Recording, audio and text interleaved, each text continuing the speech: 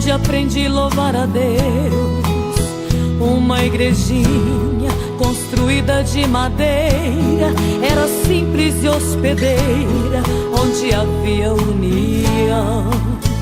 Ai, que saudade me vem daqueles cultos. Não tinha caixa amplificada, microfone ou violão. Simplicidade, Deus fazia presente no coração de cada crente. Havia amor e comunhão. Ai, que saudade eu tenho daqueles cultos, onde aprendia muito com a palavra do Senhor.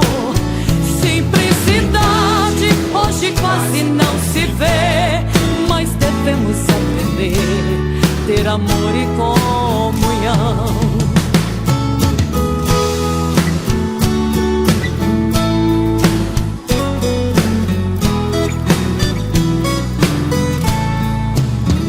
Roupinha simples, com chinelo no pé, o sorriso estampado, era grande sua fé.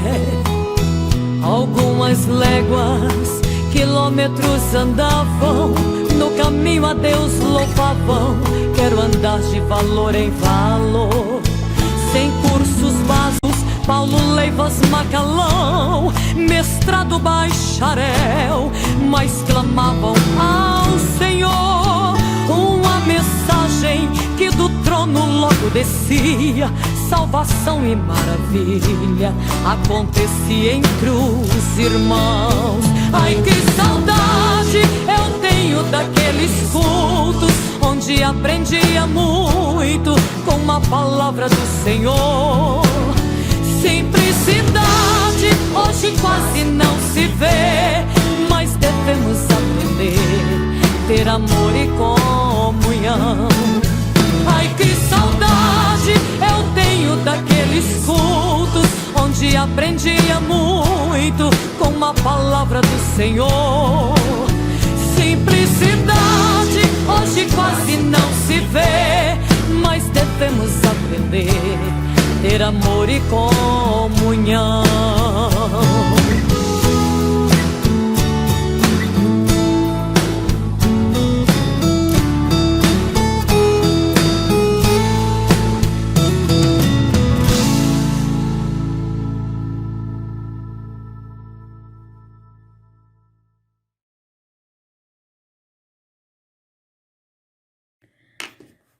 Meus queridos irmãos, a paz do Senhor Jesus a todos vocês. Passando eu novamente por aqui para compartilhar com vocês a história do livro sagrado, a Bíblia, pois é o livro que nos revela a palavra de Deus. Não chegou até nós como um simples texto editado, impresso ou meramente vendido, né?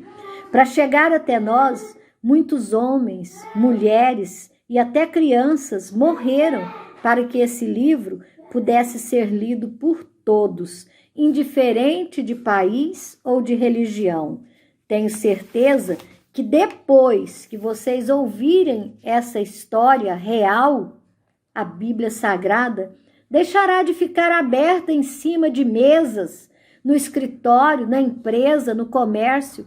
Quantas vezes a gente entra numa casa ou num comércio e tem uma Bíblia aberta em cima de uma mesa central? E essa Bíblia geralmente está aberta ou no Salmo 23 ou no Salmo 91. Meus irmãos, aquela página que está aberta chega a estar amarelada. Mas se você passar a página seguinte ou outras páginas, elas vão estar brancas como a neve, intacta, como se alguém nunca tivesse folheado aquele livro santo. E eu tenho certeza que depois que vocês ouvirem a história desse livro, nunca mais vocês deixarão uma Bíblia simplesmente aberta em qualquer uma de suas páginas. Essa Bíblia é muito importante para nós, mas muito importante mesmo. Esse livro, vocês vão conhecer a importância dele, o sofrimento de pessoas que antecederam a nós, pagando com suas próprias vidas, pagando com seu sangue, por simplesmente querer tornar escrito e público o que Deus nos deixou revelado através da sua palavra, né? A Bíblia Sagrada, ela foi muitas vezes banida, queimada e ridicularizada por décadas, desde a época dos imperadores romanos até e os monarcas ingleses. Mas a palavra de Deus, meus irmãos, não pode ser contida. E grandes estudiosos, tradutores, reformadores e escritores lutaram e deram a sua própria vida, pagaram com a sua vida para proteger essas escritas, que um dia se transformaram nesse livro sagrado, a Bíblia. Esse livro levou 1.600 anos para ser escrito, e 40 autores a escreveram em 3 idiomas diferentes, 3 línguas diferentes, né? A Bíblia começou sendo feita oralmente por Deus e escrita por Moisés. Tudo que foi escrito não foi dado por vontade humana, mas veio da vontade de Deus. Tudo que foi escrito foi dividido em 2 livros, o Velho Testamento, com 39 livros, e o Novo Testamento, com 27 livros. Vem para a história comigo, meus irmãos. 300 anos antes de Cristo. Queno, o Velho Testamento. A palavra Queno significa coleção de livros, que constitui a Bíblia. A Bíblia antiga, no Velho Testamento, não tem diferença do que temos hoje. Eles tinham só 22 livros.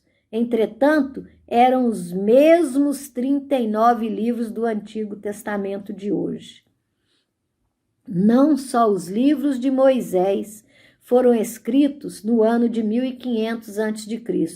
O livro de Jó foi escrito 400 anos antes disso. Então, que a gente conclui que o livro de Jó foi escrito em 1100 anos antes de Cristo. No ano de 586 a.C., quando os babilônios vieram assolar aquela terra, queimaram tudo que podiam queimar no templo e puseram abaixo todas as rochas que constituíam aquele templo.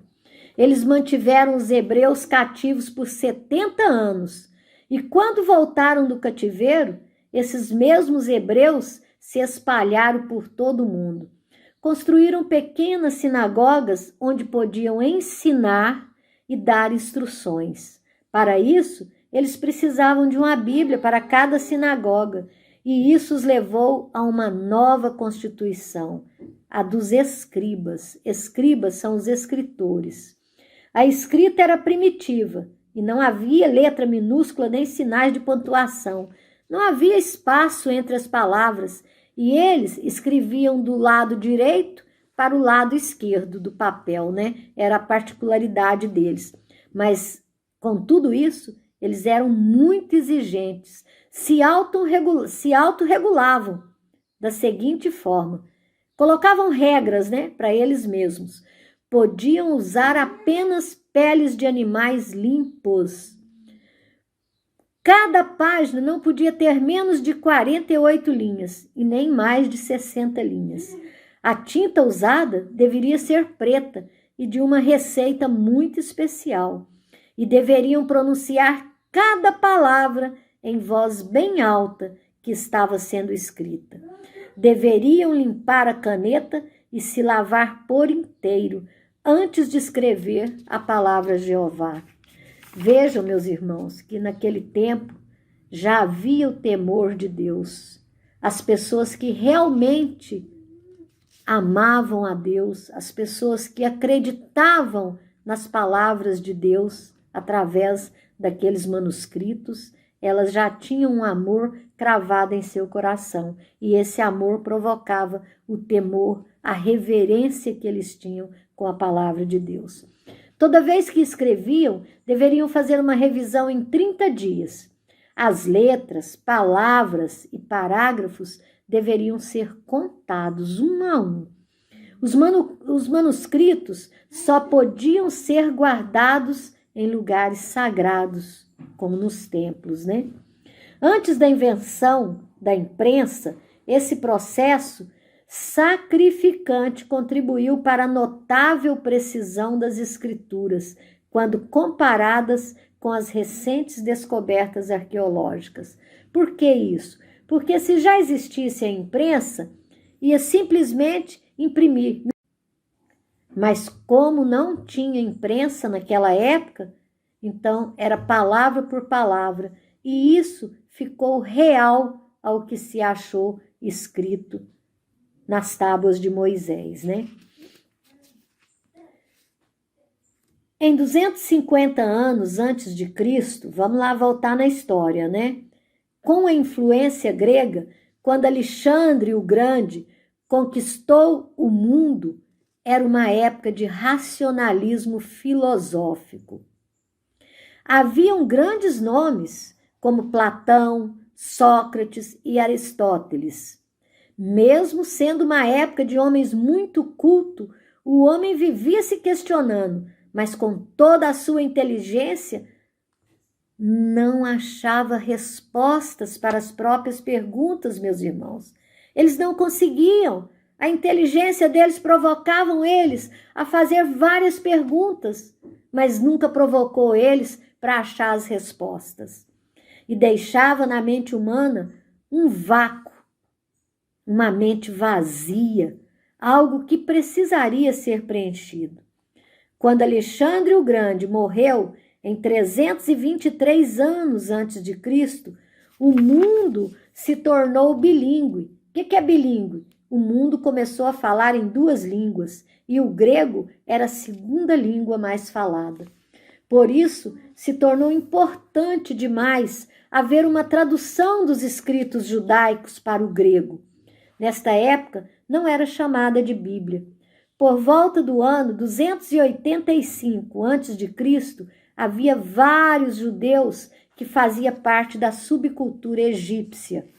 Demétrios de Palério, responsável pela famosa biblioteca em Alexandria, perguntou ao rei Ptolomeu Filadélfio do Egito se ele conseguiria a tradução da lei judaica para a biblioteca.